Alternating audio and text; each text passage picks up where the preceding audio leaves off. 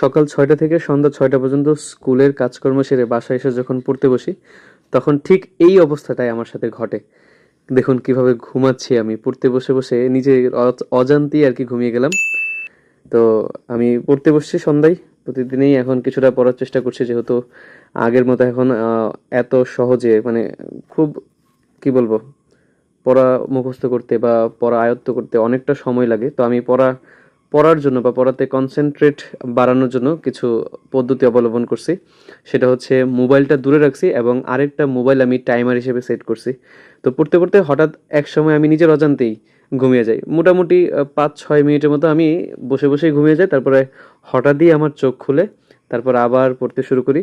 তো যাদের পড়ায় মনোযোগ ধরে রাখতে সমস্যা হয়, তারা ১ম শর্ত যেটা সেটা হচ্ছে মোবাইলটা দূরে রাখতে হবে। মোবাইল যদি কাছে থাকে তাহলে একেবারে পড়াতে মনোযোগ বসবে না এবং পড়া কিচ্ছুই আরকি হবে না। তো ১ম শর্ত যেটা সেটা হচ্ছে মোবাইল থেকে দূরে থাকতে হবে।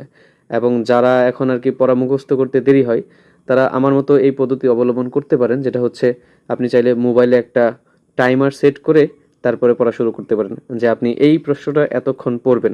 তো আমি যেটা করি আমি ২০ মিনিট বা ৩০ মিনিট এরকম একটা সময় টাইমারে অন করে তারপরে পড়তে শুরু করি, পড়া শুরু করি। মোটামুটি দেখা গেল মানে আমি যেভাবে শুরু করছি আ ভালোই ফল পাচ্ছি।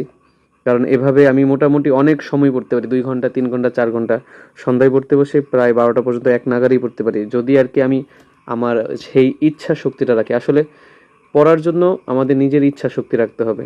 এটা সকলেরই চেষ্টা করা উচিত।